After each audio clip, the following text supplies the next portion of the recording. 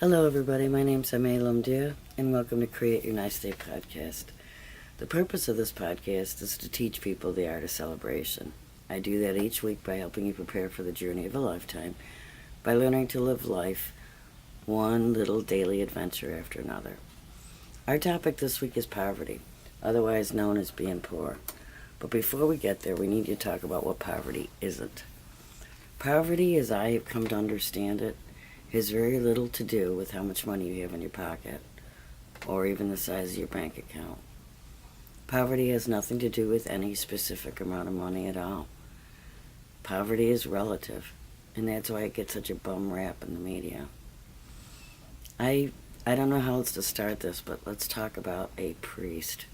I don't know how many of you have ever heard about a priest taking a vow of poverty, but both priests and nuns take an oath when they sign up to never own anything of significant material value. Even all the elaborate robes that the priests wear and all the gold everywhere in a Catholic cathedral is owned by the Roman Catholic Church. The nun and the priest actually own nothing, but they live and work in some of the most beautiful buildings in the world. They have access to many pieces of golden artwork that laymen will never see. But those men and women actually die owning nothing. Now, regardless of what you think about that, whether you're for or against the Holy Roman Catholic Church, don't miss the point I'm trying to make here, because it's easy to miss the forest by looking at the trees. Poverty is on this list of issues that tie us up from moving forward for two reasons. The first is, I think we all grew up believing that old adage that it takes money to make money, and in a way that's true. But I'm going to shine a little light on that and give you some hope in that area. And the second reason poverty ties us up from moving forward is really the more urgent of the two. The second reason poverty stops us from moving forward is the damage that it does to a person's self-esteem. Now, I know that sounds really New Age groovy, like some new politically correct, fangled way, but think about what those words actually mean and not just what they sound like. Poverty damages your self-esteem.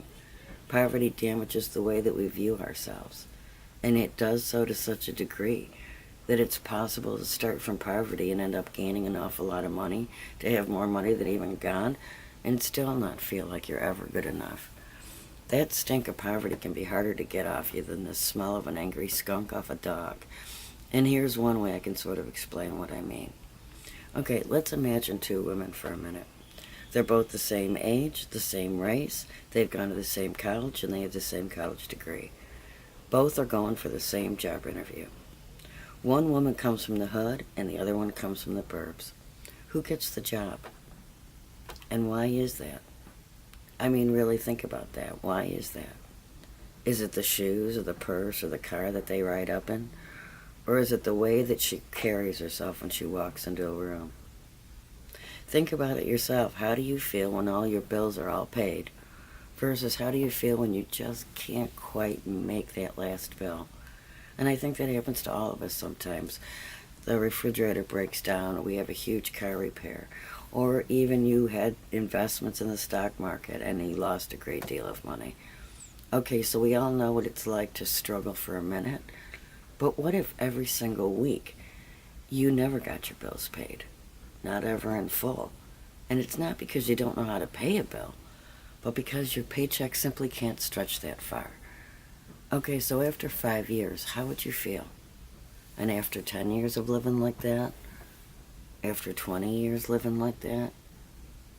And let's go back to the first reason that poverty holds you back. That old adage that it takes money to make money. Well, strictly from a street level perspective, you can't even get a job without money for bus fare, or enough money to make copies of your resume. And you know what? You may even worry about whether your shoes are good enough for a job interview. But what good is that going to do you? You've got to clean what you've got, and you've got to keep it moving. And right there, that's the answer to poverty. The answer to poverty is to create for yourself a life of luxury. And you don't need $1 million to live in luxury. You only have to have enough for whatever you consider the finer things in life, and scale it back so it's on your scale. And to explain this better, I want you to think about what you would grab from your house if you knew it was going to burst into flames in the next 2 minutes. Besides your spouse, your roommate, children, pets, what would be next? If you could only grab 3 things on the way out the door, what would they be? If I was taking the same challenge, I would grab the collage I did in remembrance of my daughter. I would grab as many pictures as I could off that shelf, and I'd grab my computer, because that's got a lot of my writing and copies of all my artwork. So what is that? Those are the things that I can't ever replace. My art, my writing, it means more to me than any of the money that I might have on hand or any of my camera equipment. And when you get right down to it, it's not the monetary value that makes things important. It's our feelings of what they mean to us. It's nice to have nice homes and nice cars and nice clothes. I especially love Disney. Disney alone is the reason I'm no longer a hippie. It costs a great deal to experience the magic, and yet I feel it's worth it. But that requires that I save with a purpose, and yet I go. So why is that? Let me tell you how to stop being poor. The opposite of being poor is learning to live in luxury. And to understand luxury, you've really got to understand that there's an unlimited amount of money in the universe, and that you can have as much money as you can earn by helping others and supporting others. But for now, you might have a limited amount. Like, check your purse. You have what you've got and not a penny more. But that doesn't mean that you can't have luxury. Because you know what? The sun shines on the just and the unjust. And there are angels that enter every room and can sprinkle real magic and not just pixie dust from an imagined fairy. Let me tell you what luxury is. Luxury is knowing what it's like to not have anything, and then to all of a sudden have a good cup of coffee, or a hot meal, or a warm coat. And so maybe what we need to do is, in order to understand what poverty is and what it isn't, maybe we need to learn what it is to live without, so that when we get, we can appreciate it. I heard the other day that Donald Trump re-gifts his gifts, and a lot of times he gives them to his son because they have the same initials. That's poverty. And that guy has more money than a lot of people in the bank. But that's poverty. Poverty is feeling like you don't have enough, even when you've got more money than most. We don't need to live like that. Not anymore. Because we have access to an unlimited source. And that unlimited source, believe it or not, is inside you. So you can't afford a new pair of shoes. You can clean the ones that you have. You can use a marker to take out the scuff marks. You know what? We have ways. Maybe you can't afford a new house, but you can clean the one you have, and you can enjoy the one you have, and you can be grateful for what you have. And really, that's really how to take poverty out of your life too. Poverty can't exist where there's so much gratitude. There just isn't room for it.